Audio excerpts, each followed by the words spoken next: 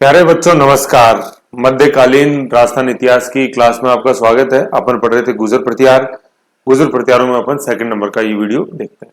ठीक है, इसमें अपन आप नेक्स्ट देखेंगे वस्त्रराज से, है ना। और वस्त्रराज की जो एक बैकग्राउंड है वो पिछले वीडियो में अपन ने देखा। आ जाओ। तो सबसे पहले क्वेश्चन क्या आ रहा है, मतलब फैक्ट क्या है, भीनमाल शाखा का शासक था। शाखा का शासक भीनमाल शाखा। तो मैंने बताया था भीनमाल शाखा का फिर संस्थापक कौन हुआ, तो अपन ने देखा था नागभट्ट प्रथम NB1।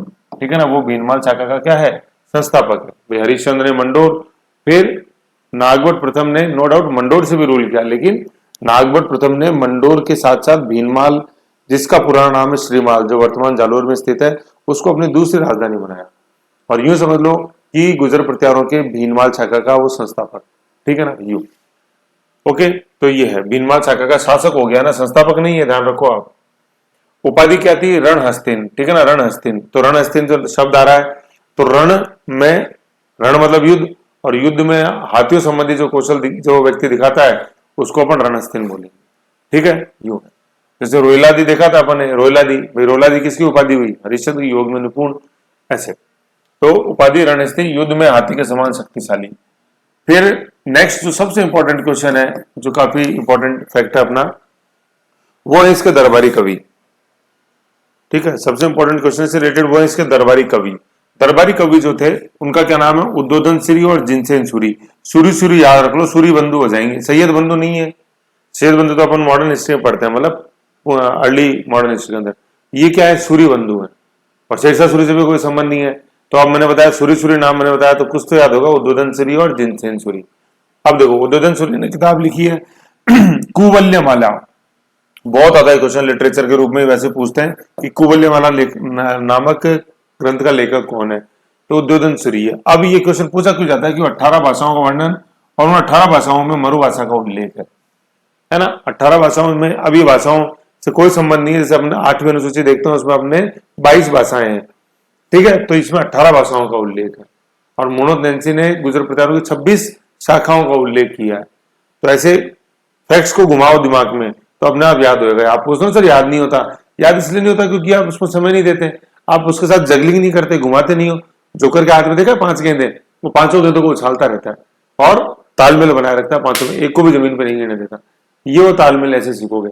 8वीं अनुसूची 22 भाषाएं, 26 मोनोज नैन्सी, तो ऐसे आंकड़े घुमाओगे ना तो अपने आप समझ में आएगा। 18 भाषाएं कौन, कुवल्यमाला।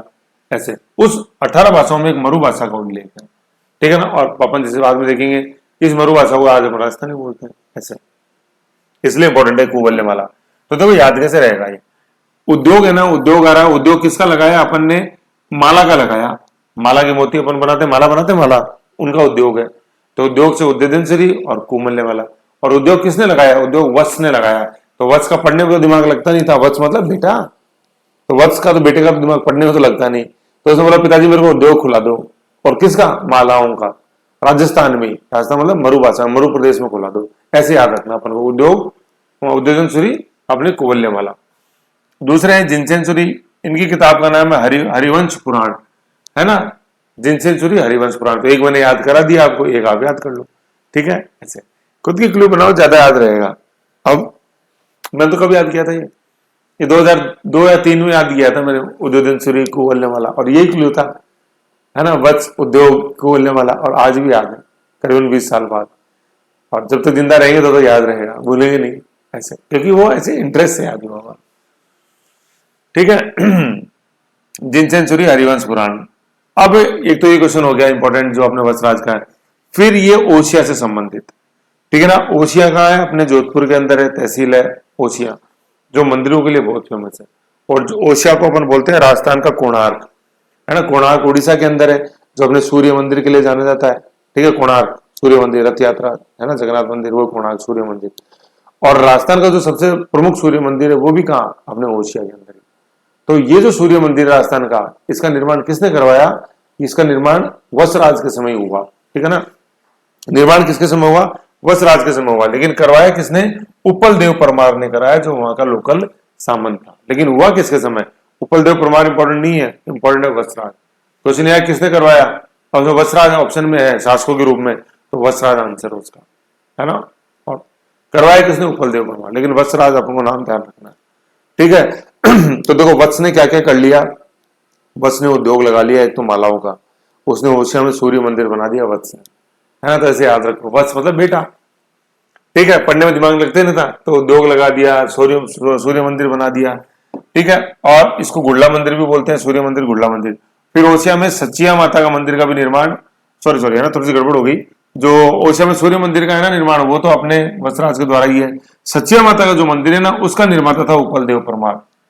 थोड़ा सा फैक्चुअल मिसअंडरस्टैंडिंग, तो क्या है, सही करता हूँ। वत्सराज, वत्स, ओसिया के अंदर सूर्य मंदिर का निर्माण कराया वत्सराज ने, ओसिया के अंदर सचिया माता का मंदिर का निर्माण करवाया उपल देव परमार ने, जो कि वत्सराज का सामंत था। ये थोड़ा सा करेक्शन। बाकी वत्सराज ही अपने सूर्य मंदिर, और वत्सराज ही क्या अपने सचिया माता का मंदिर।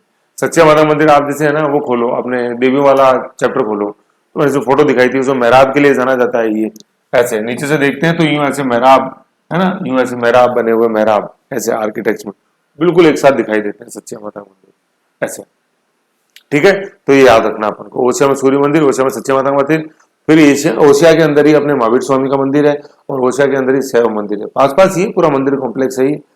ये सब किसके हैं निर्माता, किसने किसने निर्माण कराया? वत्सराज ने। और सचिया माता के मंदिर का निर्माण वत्सराज के समय उपल देव परमार ने कराया, जो लोकल सामंत वहां का था। एक तो चीज याद रखनी। अब जैसे आपसे नॉर्मल क्वेश्चन ये पूछा गया कि ओसिया में जो अपन मंदिर देखते हैं उनका निर्माता कौन है, तो उनका निर्माता वत्सराज है। समझ गए? ये ध्यान रखना। ओसिया, ओसिया को सांस्कृतिक रूप से प्रमुख केंद्र गुर्जर प्रतिहारों किसने बनाया? वत्सराज ने बनाया। तो ऐसे ध्यान रखना है। तो वत्स मैंने बता दिया, सन, पढ़ने में दिमाग लगता नहीं, उद्योग खुला दिया, मंदिर बना दिए। तो वत्सराज बड़े इंपॉर्टेंट शासक हैं, तो आप देख लो। तो ये तो हो गया ना, पढ़ने में दिमाग लगता नहीं था, उद्योग खोल लिया, मंदिर खोल लिया, लेकिन फिर भी मन नहीं लगा, तो उन्होंने कहा यार क्यों ना लड़ाई कर ले अपन आसपास के शासकों से। तो कर लो साहब, कोई दिक्कत नहीं है। तो वही अब इसमें समकालीन शक्तियां आएंगी, गुर्जर प्रतिहार, पाल और राष्ट्रकूट। 8वीं से 10वीं शताब्दी वाले मैप में मैंने आपको पढ़ाया था, गुर्जर प्रतिहार, राष्ट्रकूट, पाल, ठीक है। तो गुर्जर प्रतिहारों में शासक तो वत्सराज अपन को समझ में आ रहा है, ठीक है। और अब पाल शासक एक आएगा और एक शासक राष्ट्रकूट आएगा, क्योंकि तीनों समकालीन शक्तियां हैं ऐसे। तो जो समकालीन के राष्ट्रकूट शासक है, राष्ट्रकूट का मतलब नर्मदा से कृष्णा के बीच के अंदर, दक्षिण भारत में अंदर, वहां शासक है ध्रुव। तो ये जो वत्स अपन बार बार बोले ना, बेटे जी बेटे जी बेटे जी उद्योग, बेटे जी मंदिर, बेटे जी युद्ध, तो युद्ध जिसने किया ना, ये इस बेटे का नाम था ध्रुव, है ना। तो वत्स ध्रुव, ठीक है। तो ध्रुव राष्ट्रकूट शासक हो गया। और जो इस समय पाल शासक है वो है धर्मपाल, ठीक है। तो वत्स ध्रुव का जो धर्म है ना, वो है कि अपन इंद्र की पूजा करेंगे। वत्स ध्रुव का क्या धर्म है? इंद्र की पूजा। तो वत्सराज ध्रुव राष्ट्रकूट शासक, धर्मपाल पाल शासक, और इंद्र जो है ना, इंद्रा युद्ध, वो कन्नौज का शासक है। भाई युद्ध करेंगे तो युद्ध का कोई कारण भी तो होना चाहिए ना। कारण क्या था? त्रिपक्षीय संघर्ष जो अपन ने देखा समकालीन शक्तियों में, वो कारण था दोआब, है दोआब का मैदान, तो कन्नौज, ठीक है ना, कन्नौज कारण था। तो उस पर स्थापित करना था कंट्रोल। अब देखो, मंडोर में हरिश्चंद्र संस्थापक, भीनमाल शाखा का नागभट्ट प्रथम। अब वत्सराज को भीनमाल तो विरासत के अंदर ही मिल गया। अब मन कर रहा है यार कहीं तो अपन सारा लड़ाई करें, कहीं तो चले, तो साहब चल दिए लड़ाई करने, कहां? कन्नौज के लिए, ऐसे, है ना। तो विरासत को आगे बढ़ाया, ये इंपॉर्टेंट है इस चीज, इसमें जो मिला उसको आगे बढ़ाया, अपनी महत्वता सिद्ध करी, यूं, ठीक है ना। तो ये त्रिदलीय संघर्ष की शुरुआत, त्रिदलीय त्रिपक्षीय, क्योंकि 3 पार्टियां थी, गुर्जर प्रतिहार, पाल और राष्ट्रकूट। और ये समकालीन शक्तियों वाला वीडियो नहीं देखोगे ना इस प्लेलिस्ट में, जो पहला वीडियो है ट्रिपल समकालीन शक्तियां करके, कुछ समझ में नहीं आएगा। अब ये समकालीन जो शक्तियां उनका मैप लगा हुआ है यहाँ पे, ठीक है ना। अब मैं तो मैप पे चलूंगा सीधा डायरेक्ट। मैप क्या टेबल बनी हुई है, ये टेबल क्या कहती है? गुर्जर प्रतिहार पर 3 शासक थे, मतलब 3 शक्तियां थी, त्रिपक्षीय दल, त्रिपक्षीय ट्रिपटाइट पार्टी स्ट्रगल था, ट्रिपटाइट स्ट्रगल, 3 पार्टियां। एक तो गुर्जर प्रतिहार, उसमें शासक वत्सराज, दूसरा राष्ट्रकूट ध्रुव, और तीसरा पाल धर्मपाल। और जो कारण था जिसके लिए युद्ध हो रहा था वो कन्नौज था, वहां का शासक था इंद्रा युद्ध, और विजेता हुए इसके अंदर गुर्जर प्रतिहार, क्योंकि घर में लड़ रहे थे। ये मैंने समकालीन शक्तियों में समझाया था आपको, घर में लड़के जीतना आसान होता है। राष्ट्रकूट तो दक्षिण भारत से लड़ने आ रहे थे, पाल बंगाल से लड़ने आ रहे थे, तो उनका घर थोड़ी था ऐसे। घर के इन द सेंस कि भाई राजस्थान तुलनात्मक रूप से नजदीक था। कन्नौज का अपने जो पश्चिमी यूपी है, वो कन्नौज वाला एरिया ऊपर साइड में, ये कन्नौज की लोकेशन देखो एक बार मैप में, यूपी में, है ना। तो गुर्जर प्रतिहार, वत्सराज हो गया, ध्रुव हो गया, धर्मपाल हो गया, इंद्रायुध हो गया, और विजेता हो गया गुर्जर प्रतिहार। अब मैं बार बार ये कह रहा हूं कि वत्स का नाम था ध्रुव, वत्स ध्रुव का धर्म था कि अपन इंद्र की पूजा करेंगे। वत्स ध्रुव का धर्म था क्या, इंद्र की पूजा करेंगे। वत्स ध्रुव का धर्म था कि इंद्र की पूजा करेंगे। ये देखो ऐसे याद हुई है ये, आप सोचो मैं इनको रट लूं, इम्पॉसिबल है यूं। और कन्नौज के फिर शासक हमेशा लड़ते ही रहते थे, तो इनके सरनेम ही आ गए युद्ध, है कि नहीं। इंदिरा युद्ध, अगले आएंगे चक्रा युद्ध, नागभट्ट और गोविंद के समकालीन ऐसे हैं। तो भाई इनको युद्ध झेलने पड़े ना, क्यों, क्योंकि इनके पास ये जिस भूमि के मालिक थे बहुत ही ज्यादा उपजाऊ थी, तो इसलिए युद्ध झेलने पड़े। तो नाम में ही आ गया भाई, डीएनए में तो आ ही गया, डीएनए में तो आ ही गया युद्ध करना, ये नाम में आ गया, है ना। जैसे मैं आपको बात बताऊं डीएनए की, मेरे मित्र थे हरियाणा से, अभी आईपीएस है पंजाब कैडर में, तो हमारा इंटरव्यू है ना यूपीएससी के अंदर आईएएस का, तो उनसे बड़ा अच्छा क्वेश्चन पूछा, है ना। वो करनाल से बिलोंग करता है, दीपक सैनी, है ना। तो उनसे बड़ा अच्छा क्वेश्चन पूछा कि यार एक बार बताओ कि हरियाणा में लोग एग्रेसिव क्यों होते हैं, इतने आक्रामक क्यों होते हैं, है ना। हरियाणा में खासतौर पर हरियाणा में, पंजाब में इतने आक्रामक नहीं होते, पंजाब में तुस्सी तुस्सी, है ना। तो हरियाणा के लोग इतने आक्रामक क्यों होते हैं, कि आक्रामक कैसे, फॉर एग्जाम्पल मैं आपको बताता हूँ।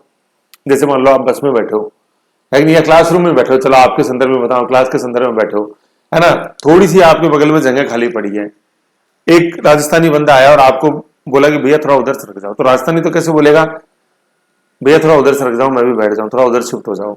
और एक अगर कोई हरियाणा का बंदा आया, वो कैसे बोलेगा, भाई थोड़ा सरक ले बठिन, पसर के मत बैठ, ज्यादा पसरे मत, थोड़ा बठिन हो ले, मैं भी बैठ जाऊंगी, है कि नहीं है। तो क्या बोला, ज्यादा पसरे मत, उधर हो ले थोड़ा, मैं भी बैठूंगा। और राजस्थानी वाले ने क्या बोला था, भैया थोड़े उधर हो जाओ ना, मैं भी बैठ जाऊं। तो देख लो आप, है कि नहीं है। तो एग्रेसिवनेस झलकता है कि नहीं झलकता, ये है। बाकी तो आप मेरे से अच्छा एक उदाहरण जानते हो आप सारे, तो ये क्यों है, बहुत वैज्ञानिक क्वेश्चन, है कि नहीं है। तो जैसे मॉक वगैरह हमने दे रखे थे, साथ साथ ही देते थे मॉक, तो ये क्वेश्चन के लिए तैयार थे, ठीक है। तो देखो इसका कारण क्या है, देखो क्या है, जैसे मैं आपको बताऊं, पानीपत है ना। पानीपत तो 3 युद्ध हुए ही हैं, 15, 26, 56 और अपने 1761।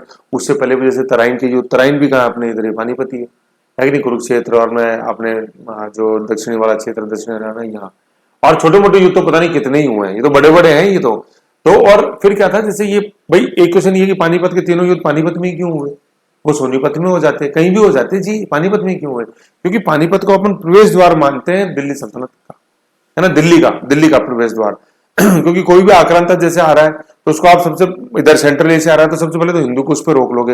हिंदुकुश पर्वतमाला को भारत की वैज्ञानिक सीमा बोलते हैं, क्यों, क्योंकि हिंदुकुश से पश्चिम में सेंट्रल एशिया की तरफ तो कैस्पियन सागर की तरफ तो पर्वत, और इधर फिर हिंदुकुश पर्वत पार कर दोगे तो आप फिर मैदान चालू हो जाएंगे, ठीक है ना। तो किसी दुश्मन को अगर आपको रोकना है तो पहले हिंदुकुश पे रोक लो। अंग्रेजों ने ड्यूरेंट रेखा क्यों बनाई, इस हिंदुकुश पर्वत के कारण ही बनाई, है कि नहीं, जो आज प्रेजेंट अफगानिस्तान और पाकिस्तान के बीच में, पहले पाकिस्तान अपने पास था 1947 में, तो वो उधर अपने अफगानिस्तान और इंडिया के बीच में सीमा थी। अफगानिस्तान मतलब इंडिया तो इधर हो गया और अफगानिस्तान उधर था, तो बीच में हिंदुकुश थी। शाहजहां औरंगजेब ने जो अपने देखते हैं बल्क अभियान लड़े, ये सिर्फ हिंदुकुश पर्वतमाला पे कंट्रोल के लिए लड़े, है ना, लेकिन संभव नहीं हो पाता ये इसको कंट्रोल करना। चलो कोई बात नहीं। तो क्या हुआ कि दुश्मन को या तो आप हिंदुकुश पे रोक लो, या हिंदुकुश पे नहीं रोक पाए तो फिर सतलज नदी को पार करते समय रोक लो, ठीक है। तो सिंधु नदी है ना, सिंधु सतलज पे रोक लो। सतलज पे भी नहीं रोक पाए तो फिर वो दिल्ली में आएगा। आखिरी जहां रोक सकते हो ना वो पानीपत है, और पानीपत मैदान है, समतल भूमि है, तो पानीपत में बस युद्ध करके रोक लो, रोक सकते हो तो, है ना। पानीपत को गेटवे टू दिल्ली बोला करते थे, क्योंकि आक्रांता, मुस्लिम आक्रांता इधर से आया है अपने पाकिस्तान की तरफ से, अफगानिस्तान, हिंदुकुश, पाकिस्तान, सिंधु सतलज को पार करके और फिर दिल्ली की तरफ आना उसको। तो इसलिए पानीपत के तीनों युद्ध पानीपत में हुए, क्योंकि पानीपत की जो भौगोलिक स्थिति है, जो सामरिक स्थिति है, वो अनुकूल थी दिल्ली सल्तनत को बचाए रखने के लिए, इसलिए पानीपत के तीनों युद्ध पानीपत में हुए। बहुत इंपॉर्टेंट क्वेश्चन है, कॉन्सेप्ट वाला। अब पानीपत में हुए तो अब सेना आती है, तो कोई भैया ये तो है नहीं कि एक गाड़ी में बैठ के आ गया, फॉर्चूनर में आ गया, स्कॉर्पियो में आ गया, या अपने कौन सी और आ रही है यार वो ऐसी थार में आ गया, है कि नहीं, ऐसा तो है नहीं। पूरा लश्कर आता था, घोड़े, हाथी, पैदल सैनिक। तो जब वो लश्कर इधर से गुजरता था तो पूरे गांव के गांव तबाह, फसलें जो किसान उगाता था वो फसलें तबाह, फिर जो एक मतलब मेंटल हरेसमेंट सहन करना पड़ता है, जो बेइज्जती होती खासतौर पर जैसे फीमेल्स के साथ में, तो वो बहुत ही ज्यादा दुखदायी होती। अब इतना दुख सहन करना, बच्चों जिनको इतना बड़ा किया है वो कत्लेआम में मारे जाते, फसल जो उगाई है इतनी मेहनत से वो नष्ट हो जाती है। भाई उपजाऊ क्षेत्र ही है, आज भी तो देख लो भूतकाल में कितना रहा होगा, है कि नहीं है। तो फ्रस्ट्रेशन आने लग गया किन में, यहाँ पे जो लोग रहते थे उनके अंदर, यहाँ के जो वासी थे। तो धीरे धीरे धीरे ये फ्रस्ट्रेशन डीएनए का हिस्सा बन गया, और वही आज वो अपन झलकता है किसमें, भाई थोड़ा सरकले, पसर के मत बैठे इतना, ये है कारण और ये फैक्ट है।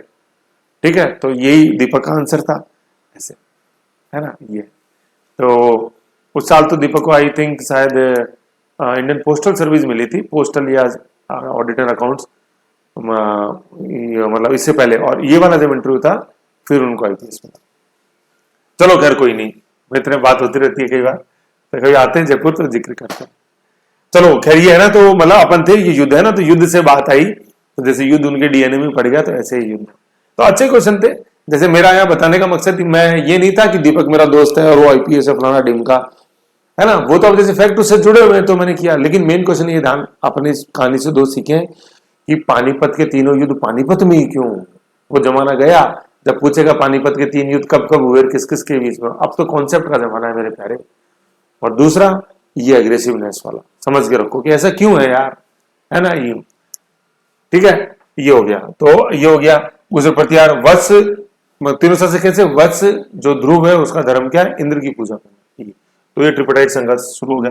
तो त्रिदलीय संघर्ष क्या है, हर्षवर्धन की मृत्यु के बाद, है ना। हर्षवर्धन का काल बहुत ज्यादा इंपॉर्टेंट, 646 के कारण ये युद्ध हुआ। कारण क्या था, कन्नौज के उपजाऊ मैदान, ये कारण था। दोआब क्षेत्र, दो पानियों के बीच की जगह दोआब, बताया मैंने बार बार समकालीन वाले मैप के अंदर, वीडियो के अंदर। दो पानी, आपका मतलब पानी, दो पानियों के बीच की जगह दोआब। दो पानी कौन से, इधर तो ऊपर से आ गई गंगा, नीचे से आ गई यमुना, बन गया दोआब।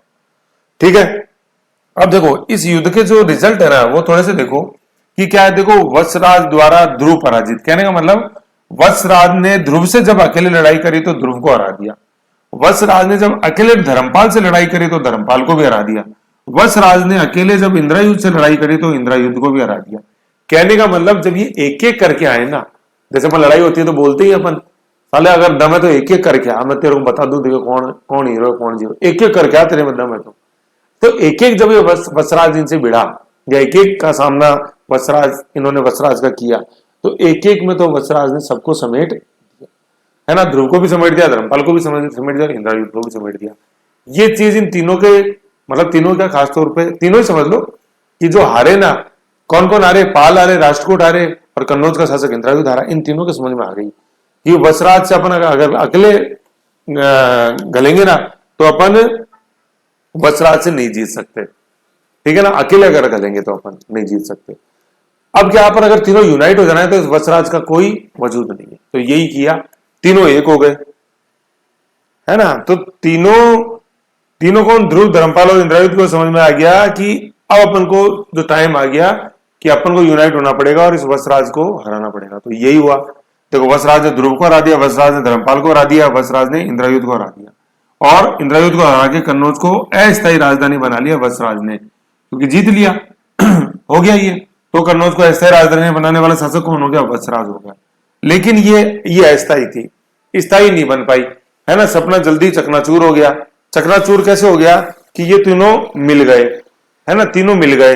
अब तीनों मिल गए, देखो ध्रुव मिल गए, वत्सराज, धर्मपाल और इंद्रायुध तीनों मिल गए, और उन्होंने क्या किया, वत्सराज पराजित। भाई वत्सराज द्वारा पराजित, लेकिन इस बार बारी थी वत्सराज की हारने की। वत्सराज पराजित हो गया किससे, ध्रुव प्लस धर्मपाल प्लस इंद्रायुध द्वारा, है ना। तो ऐसे माइक्रो बनता है, देखो प्लस प्लस लग के। तो ये समझना अपने को, ठीक है। और अंतिम रूप से जैसे अपन देखें तो भाई एक बार क्षणिक रूप से तो विजयी हो गया था कौन, वत्सराज, जब एक एक को हराया। लेकिन फिर फाइनली वत्सराज को हार का सामना देखना पड़ा जब तीनों ध्रुव, धर्मपाल और इंद्रायुध यूनाइट हो गए। तो इसलिए कन्नौज को अस्थायी राजधानी बना, स्थायी नहीं बना पाया, है ना, हार गए थोड़े दिनों बाद ही, ऐसे, ठीक है। तो ये था अपने कौन, वत्सराज। क्या जो इसमें मेन इंपॉर्टेंट समझा अपन ने कि वत्स का पढ़ने में मन नहीं लगता तो उद्योग खुलवा दिए, उद्योधन सूरी, कुवल्यमाला, जिनसेन सूरी, हरिवंश पुराण। फिर ओसिया में मंदिर का निर्माण कराया, है ना, मतलब सूर्य मंदिर, और ओसिया में सच्चिया माता का मंदिर, महावीर स्वामी का, और अपने शैव मंदिर। और फिर त्रिपक्षीय जो संघर्ष है उसकी शुरुआत हुई है वत्सराज के समय, क्योंकि पढ़ने में दिमाग नहीं लगता था वत्स का। ये लाइन बार बार याद रखो, पढ़ने में दिमाग नहीं। त्रिपक्षीय संघर्ष, राष्ट्रकूट मतलब गुजर प्रतिहार, पाल और राष्ट्रकूट शासक ध्रुव और पाल शासक धर्मपाल, और कन्नौज, कारण क्या, कन्नौज और कन्नौज का शासक इंद्रायुध। तो वत्स ध्रुव का धर्म क्या था? इंद्र की पूजा करना था। ऐसे समझ गए? तो ये था अपने वत्सराज। इंपॉर्टेंट क्वेश्चन है। अब जितने भी अपन गुजर प्रत्यारों के क्वेश्चन देखेंगे ना, सबसे ज्यादा क्वेश्चन तो आएंगे नागभट्ट प्रथम के, उसके बाद आएंगे वत्सराज के, फिर आएंगे मीर भोज के, और फिर आएंगे नागभट्ट द्वितीय के।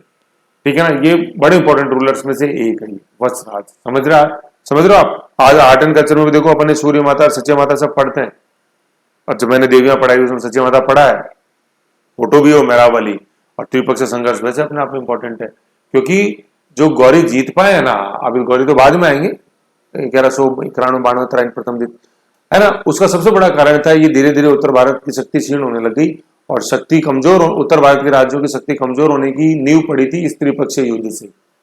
इसलिए इसको समझना जरूरी है मेंस की दृष्टि से खास तौर पर, और प्री में भी क्वेश्चन आते हैं। ठीक है ना? इसलिए मैंने टेबल बनाई, नहीं तो मेरे को पड़ी टेबल बनाने की। फिर नेक्स्ट अपन शासक देखते हैं हम नागभट्ट द्वितीय, है ना। अब नागभट्ट जैसे आप कहीं भी लिखो ना, जैसे तो देखो इसको यूं लिखा करो, नागभट्ट प्रथम एनबी, यूं लिखा करो, एनबी फर्स्ट एनबी सेकंड, ये माइक्रो का तरीका है। नागभट्ट प्रथम वैसे मत लिखो करो यूं पूरा, जैसे यूं नागभट्ट द्वितीय, ये तो मैंने लिखा है कि भाई जैसे ट्रेडिशनल वे में भाई स्टूडेंट को पहले समझाओ, जितनी तो स्टूडेंट देगा ये 2 क्या आ गया सर, नागभट्ट की घात 2, है ना, Nagabhata to the power 2 exponent, ये क्या हो गया, है ना, घातांक तथा करनी पढ़ाने लगे सर, पावर्स एंड एक्सपोनेंट्स, ऐसा नहीं। ठीक है, तो अब देखते हैं अपन नागभट्ट सेकंड।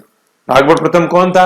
नागभट्ट प्रथम वो था जिसने भीनमाल को द्वितीय राजधानी बनाई। अब देखते हैं नागभट्ट द्वितीय, क्या इसके बारे में खास बातें? गुर्जर प्रत्यार राजवंश का स्वर्ण काल, ठीक है ना, कारण कन्नौज को इसने स्थायी राजधानी बना लिया था।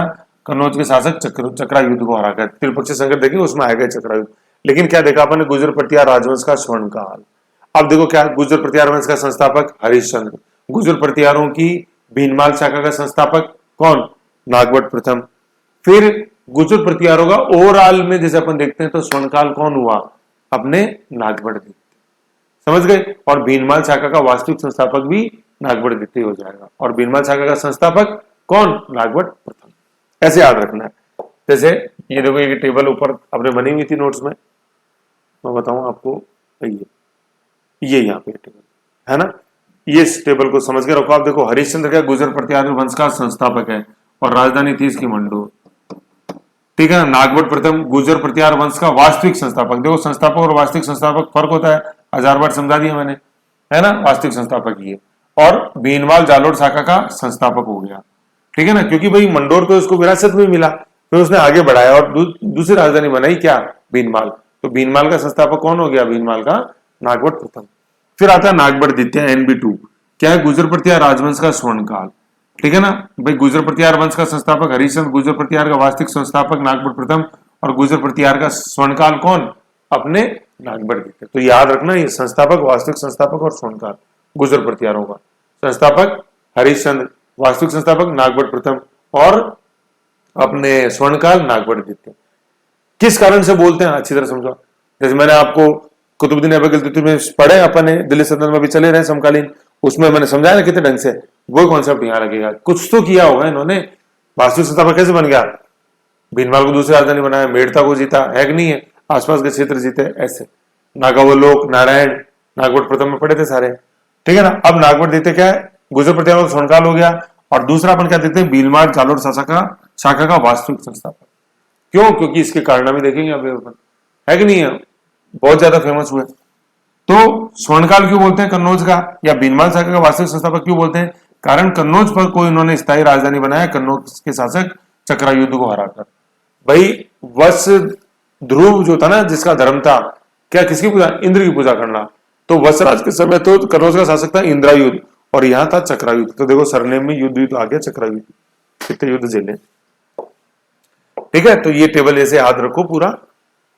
तो अपन पढ़ रहे थे पेज नंबर 3 पे, ये नागभट्ट द्वितीय, ठीक है, नागभट्ट द्वितीय, ठीक है। कन्नौज स्थायी राजधानी में। उपाधि, इसकी उपाधि क्या थी? महाराजा धीराज, ठीक है। परमेश्वर, परम भट्टारकर, ये बहुत इंपॉर्टेंट है मेरे प्यारे बच्चों।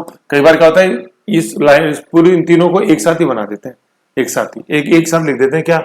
महाराजी मतलब परम भट्टारकर, महाराजी धीराज, परमेश्वर, ऐसे नहीं, तीनों अलग अलग। महाराजी धीराज राजाओं में हेड, परमेश्वर परम ईश्वर, ईश्वर की छाया, है ना। ये उपाधि लेने का मतलब क्या होता है कि मैं पृथ्वी पर ईश्वर की छाया हूं, है ना। तो आम जनता मेरे में विश्वास रखे, पूजे मुझको परमेश्वर परम भट्टारकर।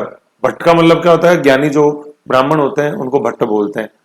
तो परम भट्टू में परम ज्ञानी ब्राह्मण हो, तो कोई ब्राह्मण मेरे से ज्यादा शक्तिशाली नहीं समझे, क्योंकि ब्राह्मण शुद्ध वर्ण व्यवस्था देखते हैं तो सबसे ऊपर ब्राह्मण, फिर क्षत्रिय आता था।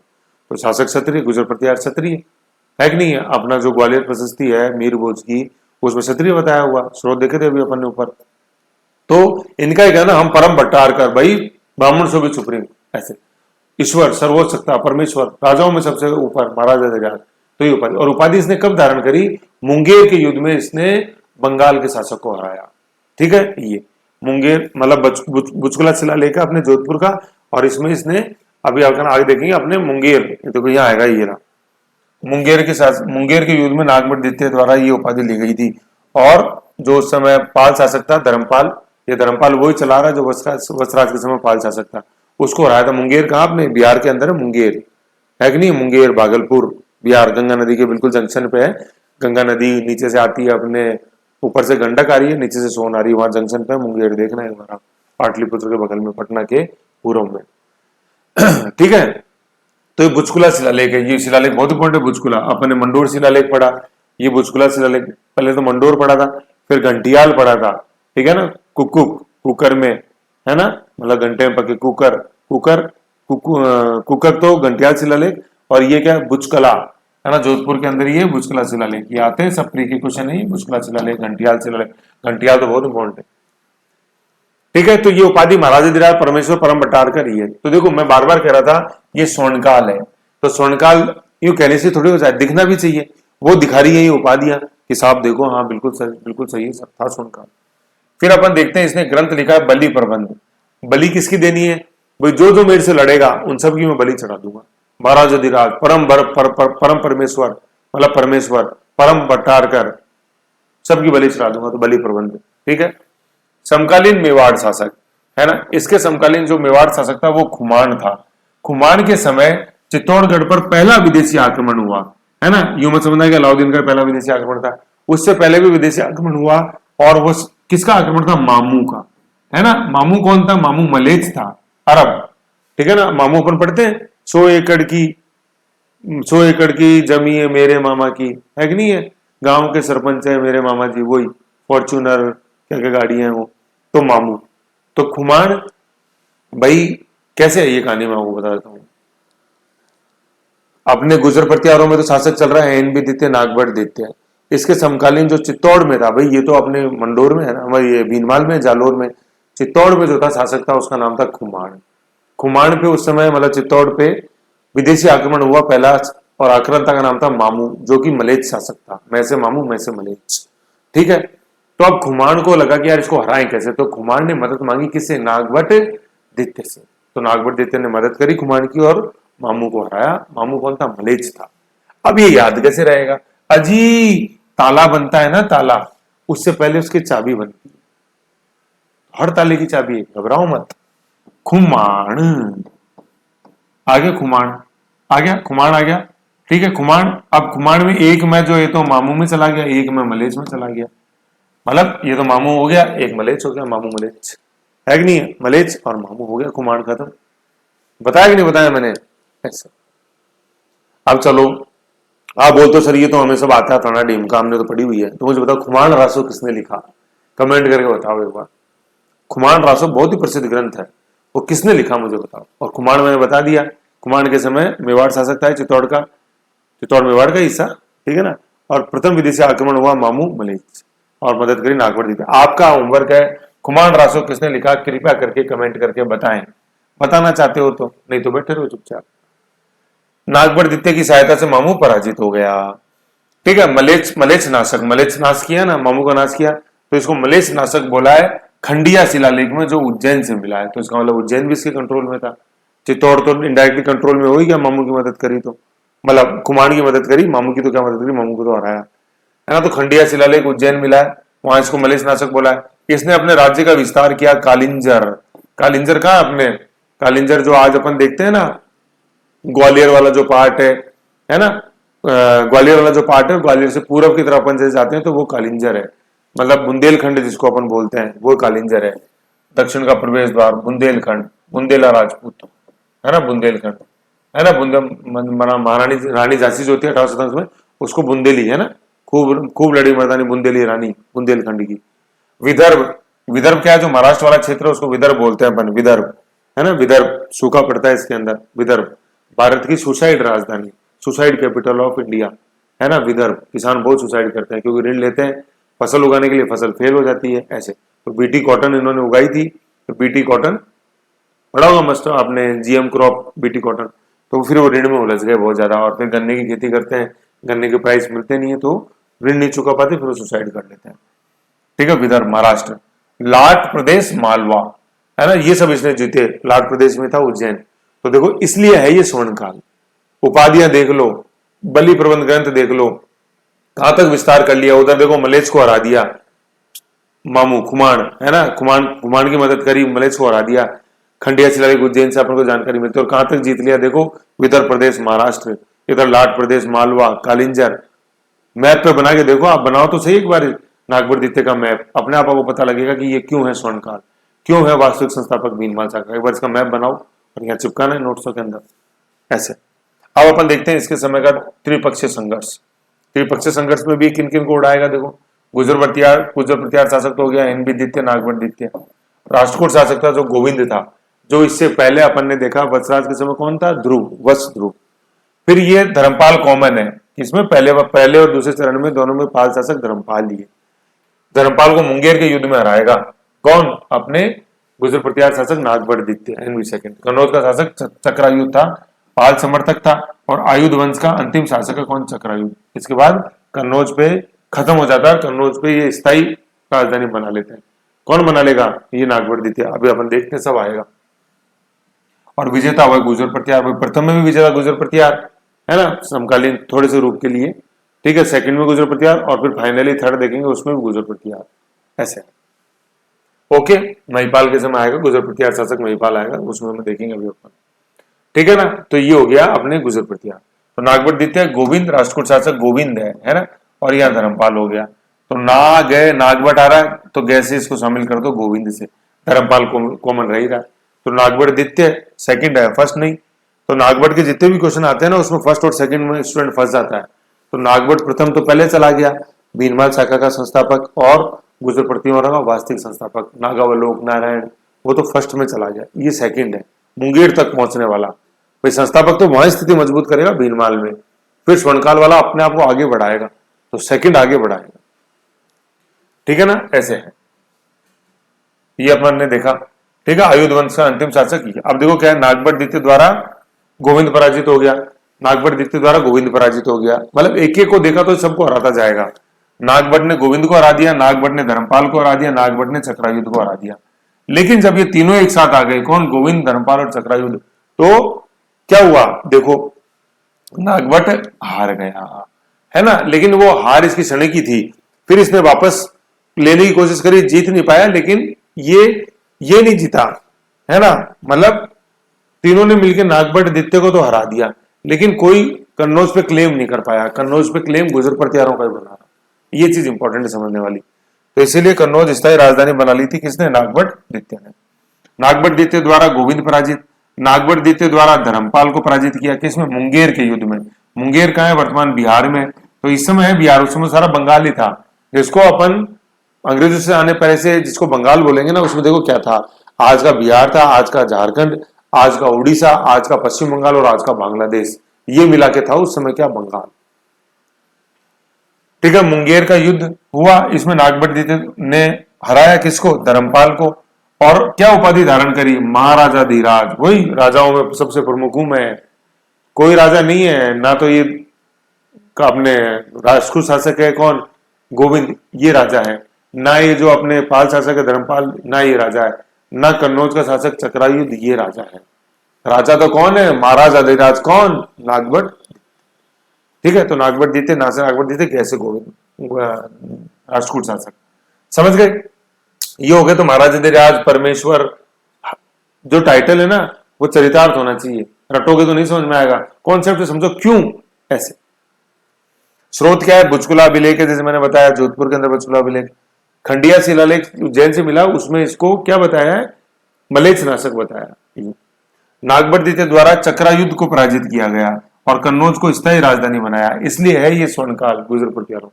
भीनमाल का वास्तविक शासक, मतलब भीनमाल का वास्तविक संस्थापक, स्थायी राजधानी बनाया कन्नौज वाला प्रथम शासक था। ये कौन? नागबर द्वितीय, NB2। नागबर द्वितीय पराजित हुआ किससे? गोविंद से, धर्मपाल से और चक्रायुद्ध से।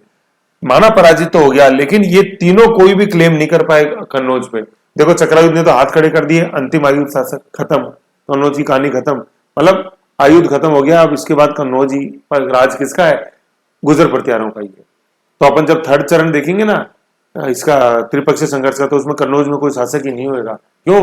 कन्नौज को तो भैया स्थायी राजधानी बना लिया NB2 ने, ऐसे है।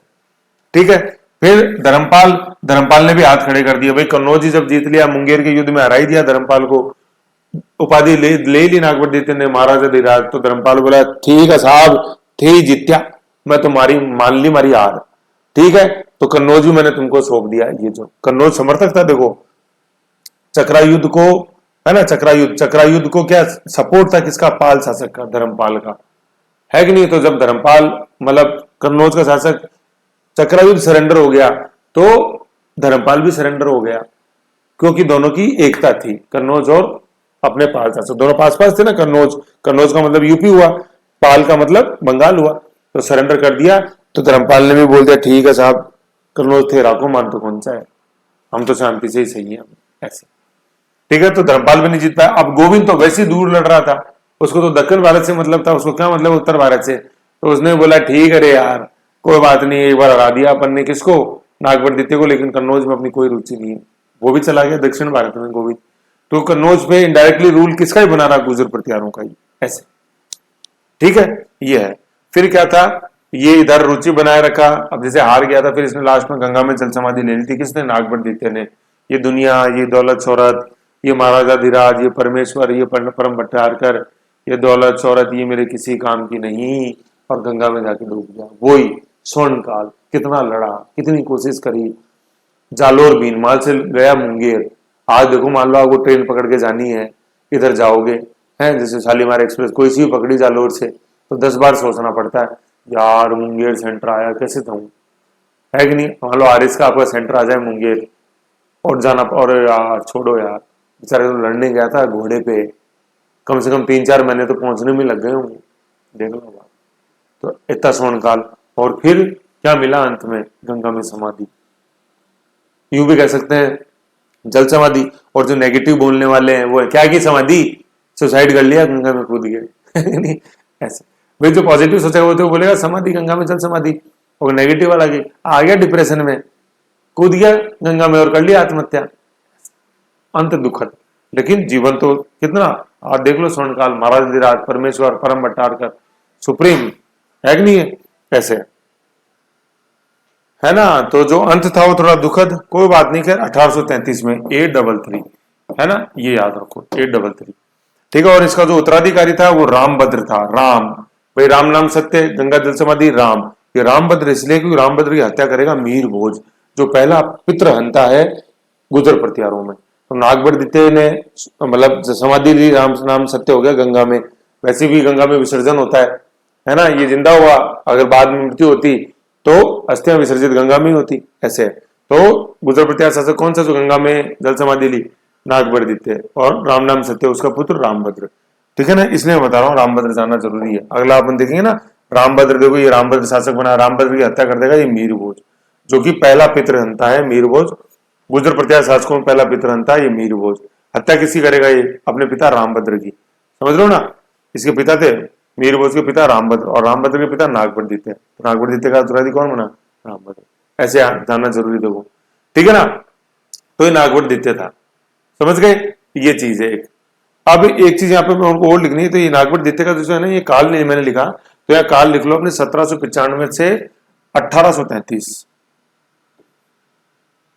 795 से 1800 बोल गया, सॉरी, है ना, दोनों गलत बोल गया था, सॉरी, है ना। 795 से 833, 833 में तो जल समाधि ली, ऐसे।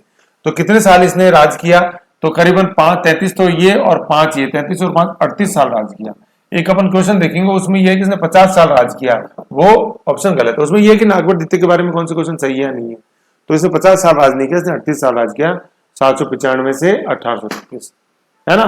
तो मैं बार बार कहता हूं हर शासकों की डेट इंपॉर्टेंट नहीं है, लेकिन कुछ ऐसे हैं शासक जिनकी डेट बहुत ज्यादा इंपॉर्टेंट है, उनको याद करना ही करना पड़ेगा अपने को, ठीक है ना। ऐसे है तो देखो नागभट्ट देते कितना इंपॉर्टेंट भाई, स्वर्ण काल, तो स्वर्ण काल तो जानो, ये पूछ ले गुजर प्रत्यार का स्वर्ण काल कब था, तो 795 से 833 है कि नहीं। ये मतलब ये क्लाइमैक्स था यार इनका, जैसे अपन पृथ्वीराज चौहान देखते हैं ऐसे क्लाइमैक्स यू, ठीक है। तो ये नागभट्ट दित्य अपने क्या स्वर्ण काल वास्तविक संस्थापक, गुजर प्रत्यार का स्वर्ण काल वास्तविक संस्थापक भीनमाल का, ठीक है। और कैसे साम्राज्य विस्तार देखो, कहां मुंगेर जा रहा है, चित्तौड़गढ़ की मदद कर रहा है, कालिंजर, विदर्भ, लाट, मालवा, इसका मैप तो बना के देखो एक बार, आप तो पता नहीं कब बनाओगे इसका मैप। जैसे देखेंगे अपन तो कैसे बनेगा मैप, सर नाराज क्यों होगा, अभी बना लेंगे ना, बना लो कोई बात नहीं, मैं बता देता हूँ थोड़ा, है ना। एक बार भारत का नक्शा बिल्कुल आना चाहिए, कॉन्फिडेंस से बनाना, देश अपना ही है ना, किसी दूसरे का नहीं है देश, देश अपना ही, ओ सॉरी ये तो पूरा मिनट, कोई बात नहीं।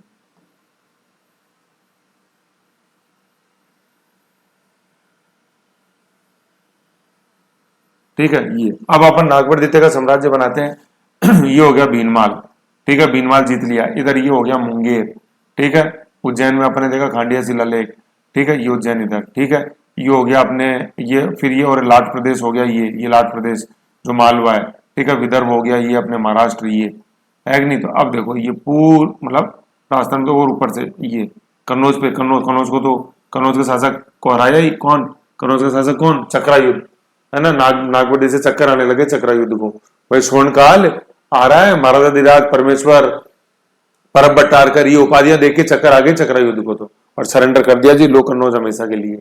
उधर धर्मपाल ने सरेंडर कर दिया, और नाग से नागभट्ट और गए से गोविंद, उसने भी सरेंडर, ठीक है। तो अब इसको अपन यूं मिलाएं, भाई धर्मपाल ने भी तो सरेंडर कर दिया ना, पाल हरा दिया, ये एम्पायर बना किसका, नागभट्ट द्वितीय का। इसलिए है ये महाराजाधिराज, इसलिए है ये परमेश्वर, इसलिए है ये परम भट्टारकर, इसलिए इसका काल पूछा है 1795 से 1833। स्वर्णकाल आ रहा है कि नहीं आ रहा, किसी गुजर प्रतिहार शासक का इतना बड़ा शासन नहीं था। 795 से 1795 बार बार निकल रहा है मुंह से, सॉरी, 795 से 833 है भाई। 1700 कैसे हो जाएगा, अभी तो तराइन ही नहीं है। 1191 तराइन तो इनके जो सामंत थे चौहान, उनके जो शासक है पृथ्वीराज चौहान, वो लड़ेंगे तराइन, वो है 1191। फिर दिल्ली सल्तनत कुतुबुद्दीन ऐबक 1206 से 1210। 1700 कहां से आ जाएगी, 1795 में अपन करेंगे ना, तो 1761 में तो तीसरा पानीपत हो जाएगा, ऐसे है। और 1795 1776 देखें अपन मराठों से, 1776 1780 1800, ऐसे बचीन साल भाई की संधि आ जाएगी 1802, मराठा मतलब अंग्रेज आ चुके होंगे उस समय, तो 1792 में तो ऐसे, ठीक है। तो 795 से 833 इसका काल है, ये चीज है। तो ऐसे ही है अपने कौन, नागभट्ट द्वितीय, बड़ा इंपॉर्टेंट शासक है, ठीक है ना। इसलिए अपन आज अपन ने क्या देखे, वत्सराज देखा, है ना। वत्सराज तो क्या हुआ, भीनमाल का नॉर्मल शासक, है ना, ये हुआ। लेकिन त्रिपक्षीय युद्ध लड़ाई इसने करी, सारी कोशिश करी, कला में ज्यादा योगदान, दरबारी कवि है देखो, ठीक है ना, मंदिर बना दिए, और युद्ध में था ध्यान नहीं। और जबकि नागभट्ट द्वितीय तो क्या, परम भट्टारकर, महाराजाधिराज, पूरा साम्राज्य विस्तार में, और साम्राज्य विस्तार देख ही लो आप, एक तो वत्सराज का नक्शा देखो भीनमाल के आसपास ही, और एक इसका नक्शा देखो, ऐसे है कि नहीं है। तो खुम्माण में अपन आते डबल में, तो एक मामू मलेच, और खुम्माण नाग, है ना, नाग नाग नाग, और नाग से आ गया खुम्माण, ऐसे, ठीक है। नख बोलते हैं पर नाखून, नख लिख लो यहाँ पे, न और ख, तो न से तो नागभट्ट देते और ख से एक खुमाण, ऐसे, और खुमाण में फिर मैं मामू मलेच। तो नख शीस वर्णन बोलते हैं, नख शीस, जैसे आया था अपन ने इंडियन मोनालिसा, राजस्थान की मोनालिसा देखा था, वो बड़ी ठंडी, नख शीस वर्णन। तो नख मतलब नाखून से लेके पूरे शीस, पूरे सिर का वर्णन, पैर के नाखून से लेके सिर तक का वर्णन, उसको बोलते हैं नख शीस वर्णन। तो न से नागभट्ट और ख से खुमाण, अब देखो इसका संबंध, ऐसे। बाकी ऐसे क्वेश्चन देखेंगे उसमें और अच्छा समझ में आएगा, तब और देखते हैं, ठीक है। ऐसे देखो, रिवीजन करते रहो, क्लू बना के याद करो, फिर क्वेश्चन से बहुत अच्छा समझ में आएगा, मजा आ जाएगा।